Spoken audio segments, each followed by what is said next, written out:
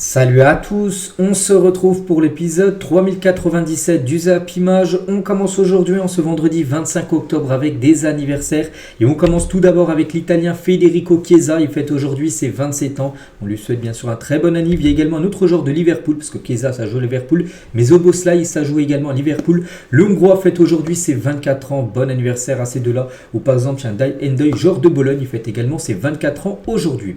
On continue, on a pris une disparition. C'est le Marocain Abdelaziz Barada, est décédé à l'âge de 35 ans. Il est décédé hier, enfin on a pris sa disparition hier, un jeudi. Donc ancien international marocain, il avait pris sa retraite en 2021. Donc ancien joueur de l'Olympique de Marseille et du Paris Saint-Germain. Il a joué également à Paris. Donc le milieu offensif international marocain avait joué quand même 45 matchs avec l'Olympique de Marseille entre 2014 et 2016. Donc il est décédé d'une crise cardiaque d'après ce que j'ai pu voir. On pense fort à lui, on pense fort bien sûr à sa famille. Et Achraf Hakimi rend hommage à Barada, tragiquement décédé à l'âge de 35 ans. Triste nouvelle aujourd'hui, mais ça sert condoléances à toute sa famille. Merci pour tout. Donc voilà, concernant la disparition qu'on a appris hier. On continue, on va parler maintenant de tout ce qui s'est passé niveau résultat sur la journée d'hier jeudi. On commence tout d'abord avec l'Europa League et l'Olympique Lyonnais jouait contre le Beşiktaş. Donc Lyon s'est incliné 1-0 lors de cette rencontre. Fernandez, l'unique buteur du match à la 71e minute de jeu. Donc c'est dommage parce que Lyon aurait mérité déjà de ne pas perdre. Au nul, enfin un nul, pire, mais vraiment la victoire. Ils auraient mérité de gagner ce match. Mais ils perdent, c'est vraiment dommage parce que quand tu vois les XG, ils étaient à plus de 2,62, donc c'est-à-dire qu'ils auraient dû marquer 2, voire même 3 buts et ils en marquent 0. Quand tu vois plus de 30 tirs, 30 frappes, 9 tirs cadrés, 0 but marqué, il y a eu quand même 9 arrêts du gardien du Beşiktaş qui a fait un match exceptionnel. Donc voilà, quand tu ne marques pas tes occasions, souvent tu te fais punir. Hier, ça a été le cas. Donc victoire importante du Beşiktaş du côté de Lyon. Et Lyon surpris dans son entrain parce que c'était à domicile, c'était au Groupama Stadium cette rencontre. Et du coup Lyon qui gagnait match sur match, du coup met fin hier soir à une série de 5 victoires consécutives, toutes compétitions confondues. C'est que depuis l'Olympico, ils avaient perdu, souvenez-vous, 3-2, ils ont enchaîné que des victoires. Et là c'est une défaite pour l'Olympique Lyonnais. Première défaite, toute compétition confondue depuis un mois pour les Lyonnais. Dernière défaite, j'ai dit, c'était contre l'Olympique de Marseille. Et Tolisso, les gars, à la fin du match, très déçu, il a dit c'est pas possible de ne pas marquer en frappant 30 fois. Ça, je dis, 30 tirs, 9 tirs cadrés, 0 but marqué. C'est pas possible, ça pardonne pas.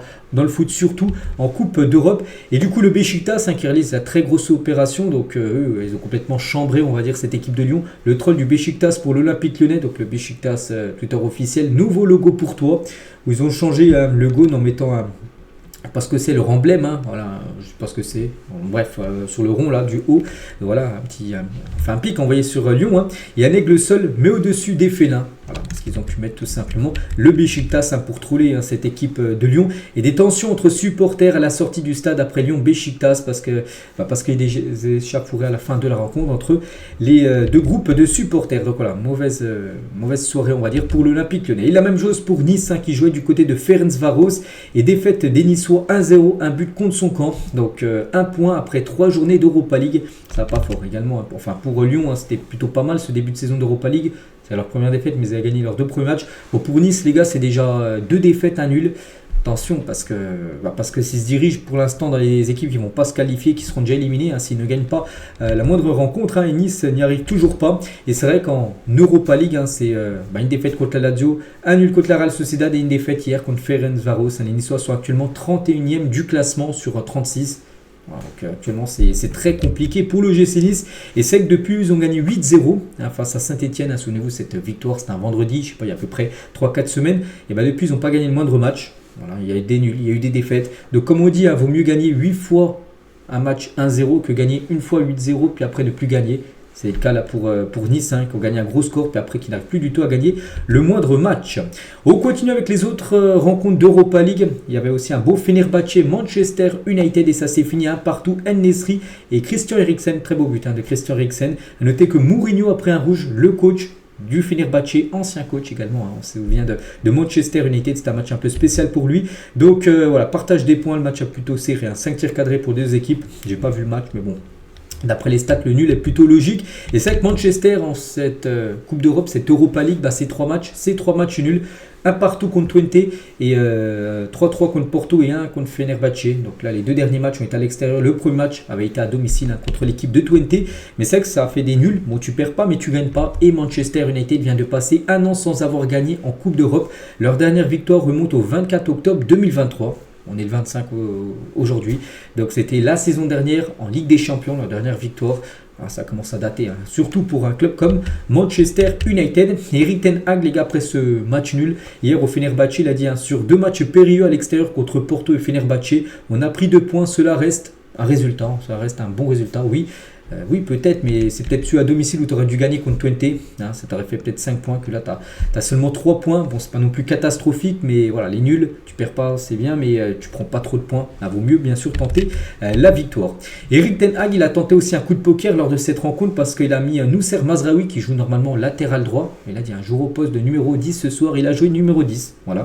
Il a dit, hein, je le connais depuis l'Ajax, où je l'ai fait jouer, il est capable de faire ce travail d'être numéro 10. Voilà, bon, j'ai pas vu le match, je sais pas s'il a été bon ou non, Noussair Mazraoui, au poste de numéro 10, mais voilà, peut-être de temps en temps, il va l'utiliser dans cette position-là. Et à noter que l'autre coach, hein, donc là, Erik ten Hag, coach de Manchester, mais coach du Fenerbahçe, c'est José Mourinho.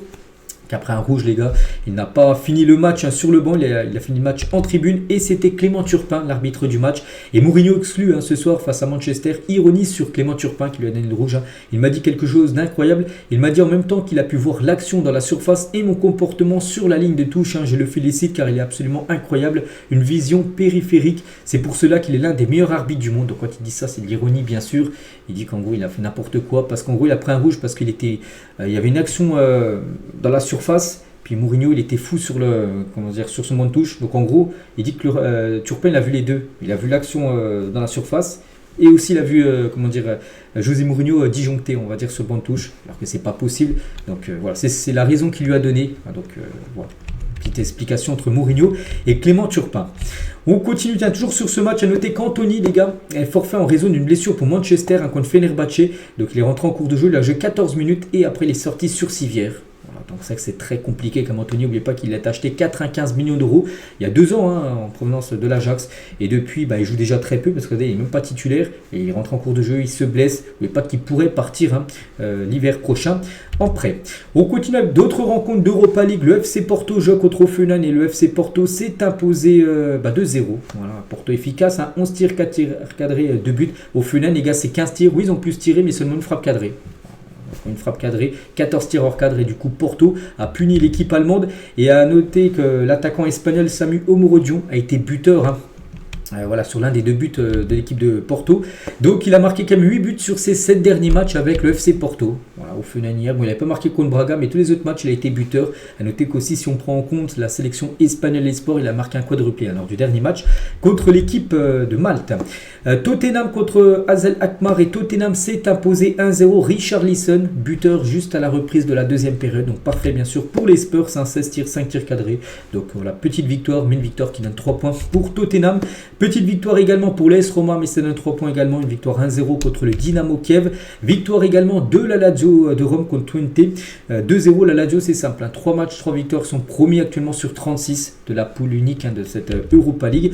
Donc voilà, ils ont plutôt dominé le match. Et du coup, tous les autres résultats, voilà, il y a qui qu'on pourrait parler. Par exemple, l'Olympiakos s'est imposé 1-0 du côté de Malmo. Il y a qui d'autre qu'on pourrait dire, je sais pas, je crois au pif. Tiens, les Rangers se sont imposés 4-0 hier, ou par exemple Bilbao s'est imposé 1-0 contre le Slavia Prague. Donc voilà, tous les résultats bien sûr de cette journée. Et du coup, le classement, donc il y a 3 équipes qui font pour l'instant 3 sur 3. La Lazio, Tottenham, Anderlecht. Voilà, 9 points sur 9. Donc après, il y a l'Ajax qui est bien classé 4e. Le Galatasaray avec 7 points, donc 2 victoires à nul à la 5e position. Donc concernant les clubs français, donc Lyon à la 10e position et l'équipe de Nice, ils sont unis, ils doivent être la 32e, j'ai dit 31, bon c'est 32e pour une place, 32e sur 36, attention parce que là de la 25e à la 36e, c'est élimination directe. Donc là, tu joues les barrages et là, tu es qualifié directement pour les huitièmes de finale. On continue avec également l'Europa Conference League où il y avait quelques grands clubs comme l'équipe de Chelsea qui est pour moi les très grands favoris pour remporter cette compète. Ils jouent contre le Panathinaikos et Chelsea sans souci s'est imposé 4-1. Donc Félix doublé, Mudryk buteur et Christopher Nkunku également buteur. Donc parfait bien sûr pour Chelsea. Donc voilà, 14 tirs, 9 tirs cadrés. Voilà, c'est une victoire. Enfin non, il n'y a pas de match facile mais une victoire... tranquille, on va dire, des Blues. Hein. Et concernant Nkunku, donc buteur ce soir hein, face au Panathinaikos, hein, son 5e but sur ses 6 derniers matchs avec Chelsea et son 8e but cette saison, toute compétition confondue parce qu'il ne commence pas tout le temps titulaire. Mais voilà, hein, il rentre des fois en cours de jeu, il n'a pas non plus énormément de temps de jeu. Mais voilà, quand même 5 buts sur ces 6 derniers matchs hein, du côté des Blues. Il y avait également la Fiorentina qui s'est imposée 4-2 avec un doublé de Ikoné, l'ancien joueur de Lille, a été double buteur lors de cette rencontre. Tous les autres résultats, donc le Betis par exemple a fait un partout contre Copenhague. Il y a qui en gros club, hein, parce que là c'est plutôt des petites équipes. Hein, voilà, tous les autres résultats. Et sinon le classement sur cette poule à 36, donc c'est Chelsea qui est en tête.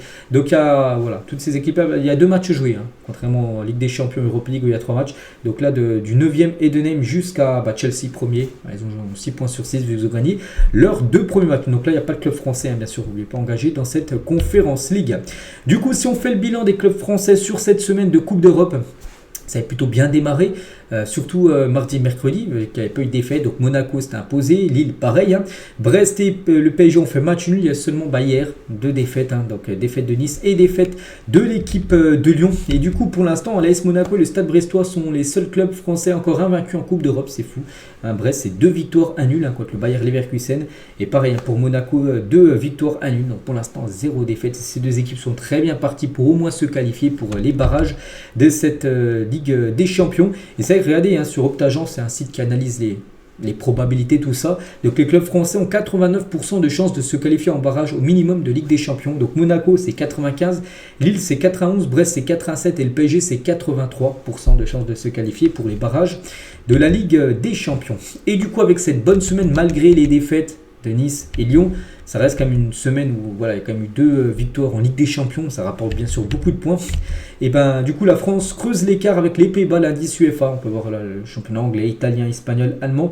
Et la France c'est 62 236 points et les Pays-Bas, enfin le Eredivisie, le championnat, c'est 57 066 points. N'oubliez pas que début de saison dernière, hein, les Pays-Bas avaient 2000 points de plus que la France. Et la France maintenant, on peut voir, ils ont 5000 points de plus sur les Pays-Bas. Donc voilà, pour montrer quand même les bons résultats des clubs français là depuis plus d'1 an. Pour parler tiens, de la Ligue des Champions, donc officiel est nommé pour le titre de joueur de la semaine en Ligue des Champions. On a le choix entre ces 4 là, on a le choix entre Vini, Rafinha, Rangers et Minamino, le joueur de l'AS Monaco. Et c'est Vini Junior qui a remporté ce prix. Il y a 2 joueurs quand même qui ont inscrit 2 triplés, donc Vini, Rafinha. Et c'est Vini les gars qui a été élu joueur de la semaine en Champions League.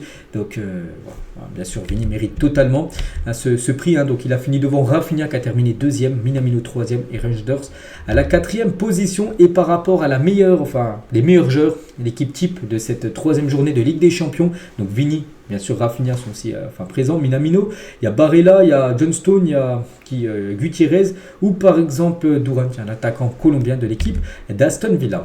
On revient les gars sur la victoire de Lille du côté de l'Atlético Madrid, hein, et cette performance et cette victoire sont supérieures à celle du Real Madrid parce que c'est vrai que Lille a battu le Real Madrid et l'Atlético Madrid. Donc 2 grands clubs de Madrid, 2 grands clubs espagnols dans l'espace d'un mois en Ligue des Champions.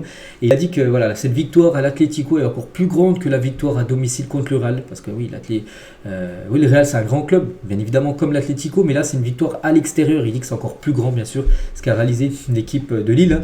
C'était avant-hier.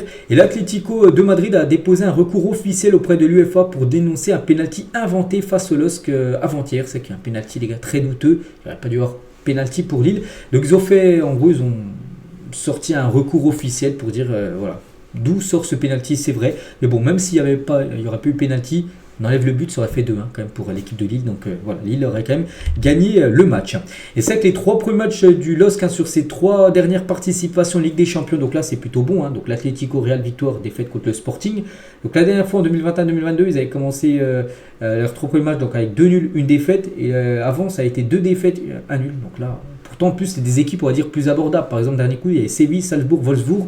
Que là tu topes le Real, l'Atlético et Sporting. Et c'est là où en gros tu réalises le meilleur bilan par rapport à tes 3 premiers matchs que tu prends. 6 points, contrairement là tu en as pris 2 et là tu avais pris seulement 1 point. On continue, on va parler d'un grand club, c'est Manchester City. Et grâce à son succès mercredi contre le Sparta Prague 5-0, City a établi un record d'invincibilité en Ligue des Champions. L'équipe de Pep Guardiola est sur une série de 26 matchs consécutifs sans défaite en Ligue des Champions, battant le précédent record détenu par Manchester United qui en 2009. Manchester United en 2009 a enchaîné 25 matchs d'affilée sans perdre en LDC. City est actuellement à 26 matchs d'affilée sans perdre. C'est un record absolu dans l'histoire de la Ligue des Champions. Même le Real, même le Bayern, aucune autre équipe a réalisé ce qu'est en train de réaliser tout simplement l'équipe de Manchester City. Et on va parler du buteur Erling Haaland, parce qu'il a été buteur bien sûr contre le Sparta Prague. Et les stades Haaland, donc le Norvégien a dépassé Neymar et égalé Didier Drogba dans la compétition par rapport en termes de buts inscrits en Ligue des Champions. Donc Mbappé n'est plus qu'à 5 buts d'avance sur le Cyborg, donc 42 matchs, 44 buts en Ligue des Champions et 5 passes D. Les stats sont monumentales.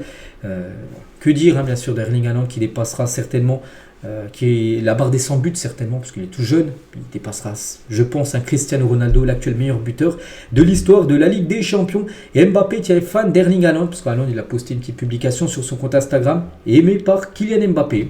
Voilà, donc, pas de rival, enfin si il y a peut-être une rivalité entre les deux, mais voilà, Mbappé les gars. Like les posts Instagram d'Erling Haaland. Et tiens, en parlant toujours d'Haaland, et actuellement il négocie une prolongation avec Manchester City. Donc actuellement City déjà veut le prolonger parce qu'il y a des rumeurs qui pourraient partir, peut-être pas en 2025 mais peut-être après 2026. Donc lui il est en contrat jusqu'en 2027 du côté de City et City voudrait le prolonger et il pourrait peut-être accepter. Donc voilà, concernant la situation de l'attaquant norvégien.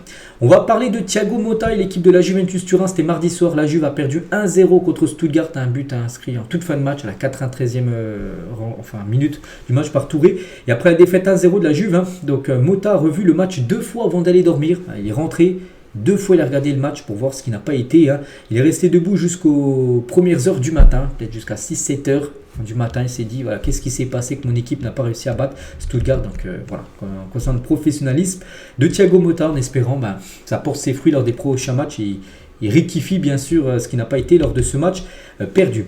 On va parler du Dynamo Zagreb. Souvenez-vous, lors de la première journée de Ligue des Champions, ils avaient perdu 9-2 contre le Bayern Munich. On s'est dit, voilà, c'est une catastrophe. L'entraîneur avait été viré.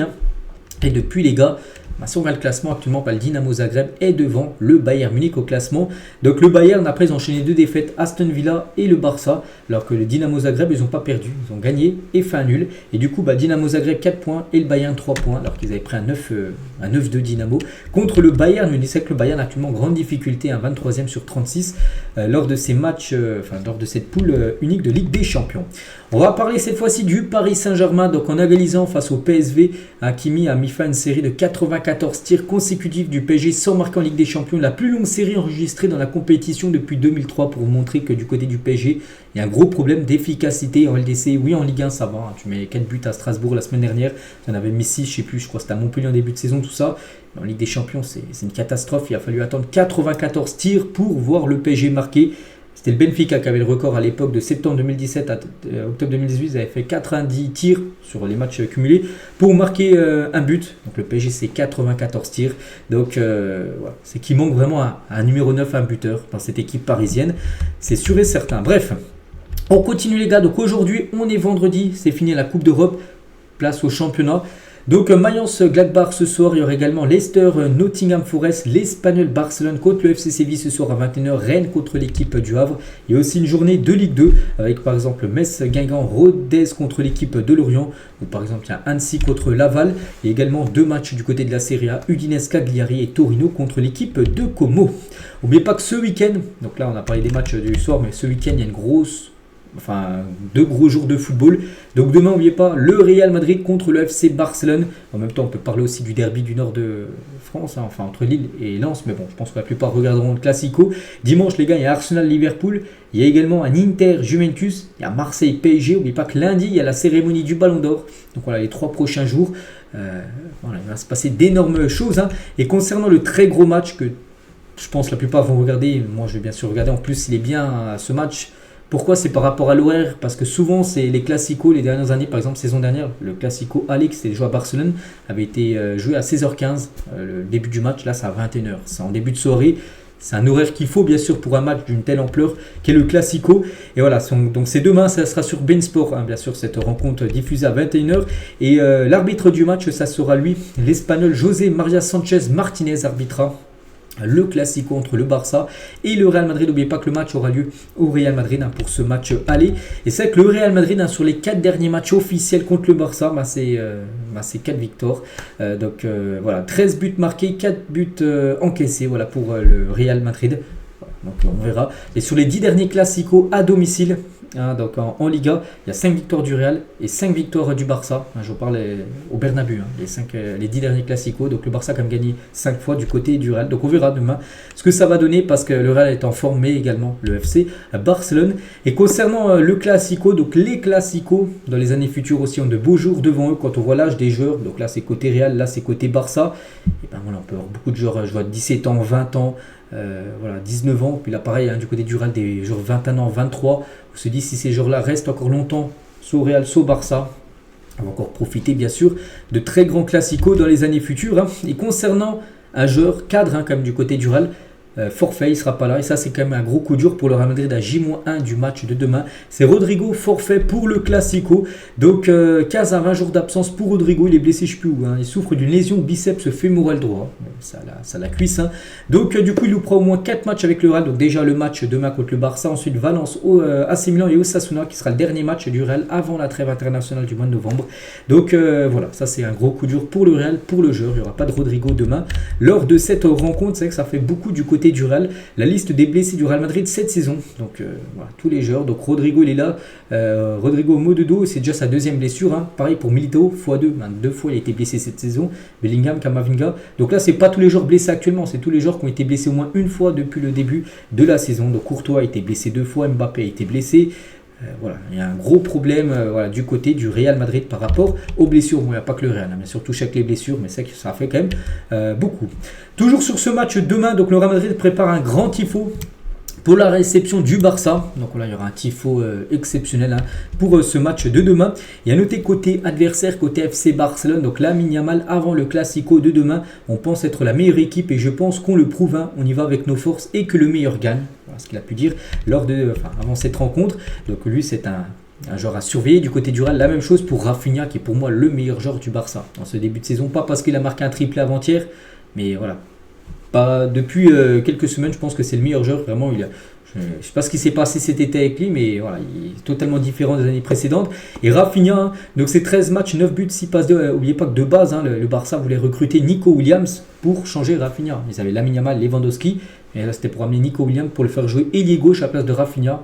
De garder Rafinha, enfin surtout Nico Williams qui n'est pas venu. Et là c'est l'éclosion totale, parce que là c'est la version prime tout simplement de Rafinha.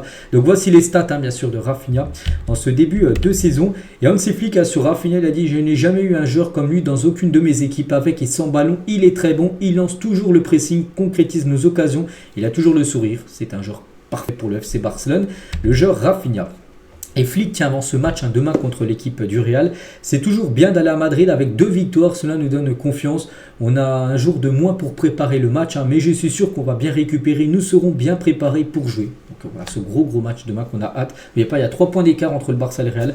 En cas de victoire du Real, le Real recollerait au Barça. En cas de victoire du Barça, le Barça prendrait 6 points d'avance sur le Real Madrid. On continue, on va parler de Vini Junior. La police espagnole a arrêté 4 individus en raison d'incitation à la haine contre Vini lors du derby Atlético Real Madrid qui a eu lieu, c'était à peu près un mois. Souvenez-vous, le match avait été interrompu, il y a eu des jets de projectiles, il y a eu des choses aussi en tribune qui étaient mal passées. Et la police espagnole a arrêté 4 personnes par rapport à ce derby qui a eu lieu il y a un mois. Et toujours avec Vini, hein, donc l'élu, hein, donc il va mettre fin à 17 années sans ballon d'or brésilien. Donc Kaká, le dernier joueur ballon d'or brésilien, il l'avait remporté en 2007. Donc parce que lundi, on le sait, même s'il voilà, c'est pas encore sûr à 100%, mais ça devrait bien être Vini, hein, qui remportera le ballon d'or lundi soir. Donc il y aura pas mal de joueurs, hein. J'ai vu qu'Mbappé sera là pour la cérémonie. Bon, il va pas gagner le ballon d'or, mais il sera présent. J'ai vu Bellingham également. Il y aura Ancelotti aussi qui fera le déplacement du côté de Paris, hein, pour la cérémonie du ballon d'or. On continue tiens, avec un autre gros match. Ce week-end, on parlait du Classico, mais il y a également le classique français entre le PSG et l'OM. Bon, ça sera Marseille le match. Et deux supporters, un de l'OM, l'autre du PSG, se sont lancés un défi fou à marcher jusqu'au Vélodrome avec comme point commun le départ au Parc des Princes. Donc le but à promouvoir la paix entre les supporters. Tous les fonds collectés seront reversés pour soutenir la Ligue contre le cancer. Les deux amis ont déjà collecté plus de 1000 euros. Voilà, donc on les félicite bien sûr, parce que c'est un de bonne œuvre qu'ils font. Après, tout l'argent sera versé pour la Ligue contre le cancer. Donc ils sont partis, je ne sais pas quand, il y a peut-être 2-3 jours, puis voilà, ils se rejoindront. Enfin, l'objectif c'est d'aller bien sûr à Marseille pour le match de dimanche. On continue, on va parler aussi d'une info importante et officielle. En cas de chant homophobe répété dans un stade, le match sera arrêté et perdu pour l'équipe qui reçoit. Ça c'est par rapport au dernier match du PSG en championnat. À domicile, ça a été PSG Strasbourg.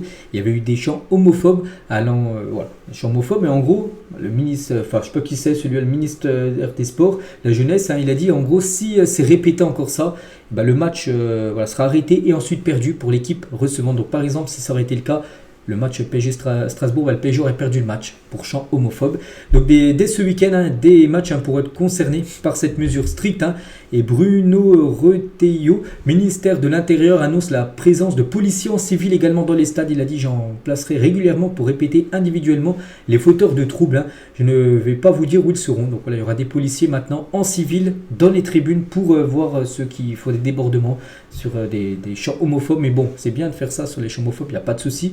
Mais il faut faire également les mêmes choses pour lutter aussi contre le racisme, parce que lutter contre le racisme, on a l'impression que les décisions sont moins fortes quand même que ce qui est pris avec la lutte contre l'homophobie. Il faut que ça soit pareil bien sûr pour les deux luttes.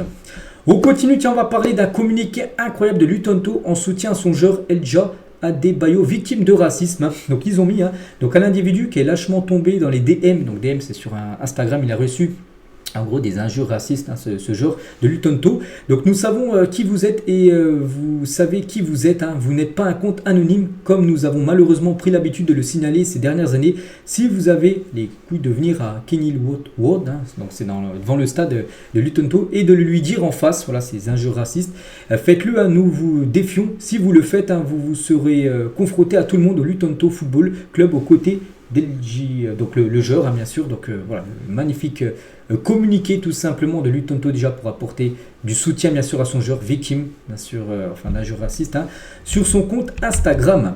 On continue les gars, on va parler de Kylian Mbappé. Il devrait remporter une nouvelle victoire dans le cadre de son conflit avec le PSG, parce qu'aujourd'hui, donc la commission paritaire d'appel de l'AFP devrait, sauf retournement improbable de situation, trancher en faveur du français. Donc aujourd'hui le 25, je l'avais dit il y a à peu près une dizaine de jours, j'ai dit que le verdict par rapport au salaire impayé de Mbappé de 55 millions d'euros, ça sera donné le verdict le 25 octobre. Donc c'est aujourd'hui et normalement ça sera Mbappé qui aura le dernier mot. Donc en gros le PSG devra payer, ce qui est plutôt logique bien sûr, tout ce qu'ils doivent à Kylian Mbappé, ces 3 derniers mois de salaire sur son dernier contrat et aussi des primes qu'a demandé Kylian Mbappé. Le PSG sera obligé de payer tout ça, sinon le PSG encourt bien sûr de grosses sanctions comme interdiction de recrutement. Donc voilà, ce sera Kylian Mbappé qui aura le dernier mot dans cette affaire. 2h à Brassy en début de saison. Si tu ne pousses pas, tu ne connaîtras jamais tes limites, alors que si tu te donnes à 100%, tu es capable d'aller jusqu'en équipe de France. Voilà ce qu'il pense 2h sur Brassy en début de saison quand il est arrivé au club. Paul Pogba, donc le football me manque, l'équipe de France me manque, c'est des moments où tu fais ce que tu aimes et tu réalises ton rêve tout simplement. Mais Paul Pogba de retour bien sûr en mars 2025 sur les terrains. Le dernier classement FIFA a été mis à jour après cette trêve internationale. Donc voici le top 20, voilà, avec par exemple le top 3 avec l'Argentine qui bouge pas en première position devant la France et l'Espagne maintenant à la 3e position. Donc l'Angleterre 4e, le Brésil 5e, Belgique 6e, Portugal 7e, Pays-Bas 8e, l'Italie 9e et la Colombie à la 10e position pour parler là du top 10. Et sinon on voulait avoir le classement FIFA sur la zone Afrique. Donc c'est le Maroc, l'équipe la mieux représentée à la 13e position. Donc là, en Afrique c'est la meilleure équipe. Après Sénégal, Égypte, Nigeria, Algérie ou même la Côte d'Ivoire à la 6e position. Moins cette place quand même pour l'équipe ivoirienne. On va parler de l'équipe de France Esport affrontera l'Italie et l'Allemagne en amical. Donc ça sera avant l'Euro parce qu'il y a l'Euro Espoir 2025 l'année prochaine. Et pour préparer bien sûr ces deux rencontres-là, donc il y aura un France-Italie, un France-Allemagne lors de 2 matchs amicaux. Pep Guardiola sur la polyvalence de John Stone, joueur de Manchester City, l'a dit quand Erling n'est pas disponible, John Stone peut jouer comme attaquant. Voilà, c'est fou, hein. Gérard Piqué au Barça, il avait un sens du but incroyable. Et John est pareil, il a déjà marqué quelques buts, il est de retour, mais je suis content pour lui. Donc voilà, il peut vraiment l'utiliser et tenter le coup de poker en numéro 9. Il serait capable de faire ça, on le sait en plus, hein. Il serait capable de faire ça. Pep Guardiola avec John Stone. Will Steele a annoncé une nouvelle blessure pour Wesley Saïd, une déchirure au quadriceps. C'est à la cuisse, hein, qui sera assez longue. Hein. Oui, ça c'est musculaire et ça prend du temps. Déchirure, il faut qu'après le tendon se remette en place et ça prend pas mal de temps. Donc un joueur tellement talentueux qui a été pourri par les pépins physiques, hein. C'est sa 24e blessure quand même qui lui a fait manquer 121 matchs dans sa carrière. On lui souhaite un bon rétablissement à l'attaquant lensois. On va parler de Liverpool, Arne Slot, cette saison c'est quand même 11 victoires en 12 matchs. Ils ont perdu un match, ça a été à domicile je crois contre Nottingham Forest, vous avez perdu 1-0, sinon ils ont gagné tous les autres matchs. Donc l'après-club, hein, ça se passe très bien. Voilà pour Arne Slot, le nouveau coach de cette équipe. On va parler d'une blessure, c'est Xavi Simons, c'est officiel, Xavi Simons s'est blessé au ligament de la cheville gauche-gauche, enfin de la gauche-gauche, c'était face à Liverpool. En Ligue des Champions, il sera absent aussi pendant plusieurs semaines. On lui souhaite un bon rétablissement. Donc voilà, n'oubliez pas que ce joueur appartient au Paris Saint-Germain. Donc voilà, il va louper plusieurs semaines, je sais pas, peut-être d'ici 3-4 semaines, il fera son retour. Bon rétablissement à Xavi Simons. Un autre joueur blessé, officiel fin d'année 2024 pour Amin Adli, victime d'une fracture du péroné. Il devrait revenir en janvier prochain. Donc voilà, puis il ne jouera plus sur cette année 2024. Également, bon rétablissement pour le joueur marocain. Officiel est nommé pour le Ballon d'Or africain 2024. Ça y est, on connaît la liste des joueurs qui peuvent prétendre remporter ce Ballon d'Or. Donc il y a Guiri, Tapsoba, Adingra, Mbamba, Guirassy, Hakimi, Raimi, Lookman, William Troost-Ekong et Ronwen Williams, qui est le gardien de l'Afrique du Sud, qui a fait une magnifique Coupe d'Afrique des Nations. Donc parmi ces joueurs-là, un sera le Ballon d'Or africain et succédera à Victor Osimhen qui n'est pas parmi les joueurs qui peuvent remporter bien sûr le Ballon d'Or. Donc bien sûr il y a des joueurs qui ont été exceptionnels, hein. Je pense à Guirassy, je pense aussi à Raimi ou Lookman. Je pense que ça devrait se jouer entre ces trois-là par rapport au prix du Ballon d'Or africain. C'est qu'il y a quand même pas mal de grands joueurs africains absents comme Aubameyang, hein, qui aurait pu être au moins dans la liste des 10. Il n'est pas là. Peut-être on est des joueurs de squash, hein, voilà ce qu'il a réagi Aubameyang par rapport à... qui n'est pas dedans en gros dans la liste, hein. Et c'est que d'autres joueurs comme Mohamed Salah auraient pu être dedans, Ayoub El Kabi, Aubameyang, je l'ai dit, hein, Boniface, Brahim Diaz, Mohamed Kudus. Voilà, tous ces joueurs ne sont pas dans les joueurs qui peuvent prétendre remporter le Ballon d'Or. Et quelques infos concernant les joueurs qui ne sont pas là, comme Mohamed Salah, joueur africain le plus décisif de 2024. Voilà, donc il n'est pas dedans, alors que c'est celui qui a été le plus décisif, hein. El Kabi, donc vainqueur de la Conference League, auteur de 28 buts la saison dernière. On se souvient que l'Olympiakos il a été exceptionnel. Il a remporté bien sûr ce prix, la Conference League, mais il n'est pas parmi les 10. Hein. Brahim Diaz aussi vainqueur de la Ligue des Champions, de la Liga et de la Super Coupe d'Espagne. Hein. Donc ces trois joueurs ont 2 points en commun. Ils ont réalisé une très bonne saison sur le plan individuel, mais n'ont pas été nommés au Ballon d'Or africain. Voilà, donc voilà, un coup dur bien sûr pour tous ces joueurs. Donc comme j'ai dit, pour moi mon grand favori, je partirai sur Guirassy. Je pense que c'est lui qui remportera ce Ballon d'Or africain. On continue avec Cabella. Devrait être forfait pour le derby du Nord demain, ainsi que pour les 2 à 3 semaines à venir. Le Lillois est sorti sur blessure face à l'Atlético Madrid avant-hier. Bon rétablissement à lui. Alphonso Davies ne devrait pas prolonger avec le Bayern Munich. Il devrait ainsi faire l'objet d'un transfert gratuit cet été, parce que le Bayern a essayé de le prolonger, mais lui, il a dit ok, on prolonge, mais il a demandé un salaire fou. Vraiment un salaire énorme du côté du Bayern. Le Bayern a dit non, on ne peut pas te donner ton salaire, enfin ce salaire que tu demandes, et du coup il a dit je prolonge pas. Et du coup il y a pas mal d'équipes comme le Barça et le Real Madrid bien sûr intéressés par le joueur qui sera libre du coup le 1er juillet 2025. Officiel, le LOSC dévoile son maillot anniversaire pour ses 80 ans. Donc c'est un maillot blanc et rouge. On peut avoir les sponsors, un Boulanger, un New Balance, tout ça, mais sur fond blanc. Un très beau maillot bien sûr pour le LOSC. Et aussi un autre maillot, c'est l'équipe d'Angers qui dévoile son nouveau maillot à l'occasion d'Octobre Rose qui porteront ce week-end en Ligue 1. Officiel, le Racing Club de Lens recevra l'Olympique de Marseille le samedi 23 novembre à 17h, c'est dans moins d'un mois. Là, c'est la planification d'une journée de Ligue 1, donc il y aura un Lens OM, ça sera un samedi à 17h. Officiel, Roberto Mancini n'est plus le sélectionneur de l'Arabie Saoudite. N'oubliez pas qu'il avait quitté du jour au lendemain la sélection italienne pour prendre la sélection d'Arabie Saoudite pour toucher, bien sûr c'est un contrat énorme niveau salaire, et du coup c'est fini. Il ne fait plus trop l'affaire après la trêve, là où il a plutôt déçu les performances de l'Arabie Saoudite. Et bien il est viré, un nouveau sélectionneur va débarquer sur le banc bien sûr de la sélection saoudienne. Qui sont les clubs centenaires en Ligue 1? Regardez, il y en a quelques-uns. Donc le club le plus vieux en Ligue 1, c'est l'équipe du Havre. Ça a été créé il y a plus de 130 ans, l'équipe du Havre. Devant le club de Marseille, 125 ans. Et le club de Rennes, 123 ans. Voilà, en tout, il y a 9 clubs qui ont au moins 100 ans. Donc là, cette année, il y a l'équipe de Monaco qui fête son centenaire. Par exemple, si vous prenez en compte le PSG a été créé dans les années 1970. Donc le PSG a actuellement 50 ans. Et on finit, les gars, cet épisode aujourd'hui avec une petite question de fin. À quel joueur vous fait penser ce maillot de la Juventus il y a quelques années, avec l'ancien logo que je préfère, l'ancien logo que le logo actuel. Donc moi, je pensais directement à Paul Pogba. C'est le premier nom qui m'est venu à l'esprit quand j'ai vu ce maillot. N'hésitez pas à mettre en commentaire si vous le voulez. Vous avez pensé à qui en voyant ce maillot rose? Donc voilà, les gars, ce qu'il y a à dire aujourd'hui. J'espère que ça vous a plu. Donc nous, on se retrouve dès demain, bien sûr, samedi, pour le prochain numéro. Bonne journée à vous et à demain.